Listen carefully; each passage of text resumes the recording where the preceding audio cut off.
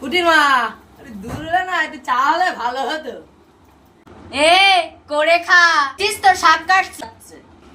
তাও ঠিক, এত দুপুরবেলা চা খাওয়া উচিত হবে না। বলছি টিভি না দেখে ঘাটের মোড়াকে একটু ফোন করতে পারো। কুটির মা, কোন ঘাটের মোড়ার কথা বলছো? কেন, তোমার কটা ঘাড়ের মোড়া আছে? ও, জামাইয়ের কথা বলছো? হ্যাঁ।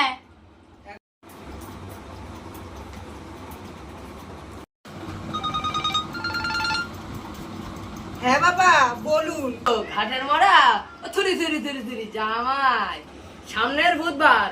হ্যাঁ হ্যাঁ জানি জানি, সামনের বুধবার জামাই ষষ্ঠী তো, আমি তো আজ থেকেই ব্যাগ গোছাচ্ছি। দুদিন হাত থেকেই ব্যাগ গুছাচ্ছি। The next day.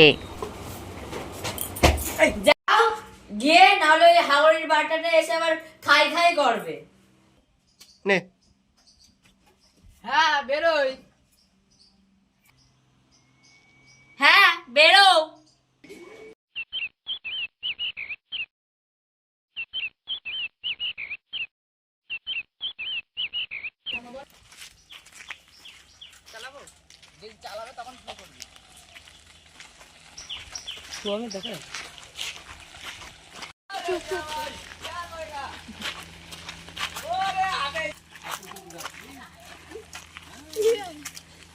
किधर के जाएगा, किधर जाएगा?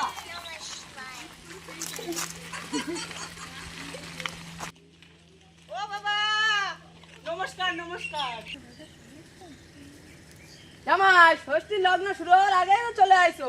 তোমার বিয়ের সময় গাড়ি কিনে দিলাম, তুমি মেয়েকে সাইকেলে নিয়ে আসছো কেন? আপনি তো গাড়ি কিনে দেন, গাড়ি তো তেল কিনে দেননি, তাই সাইকেলে আয়ু।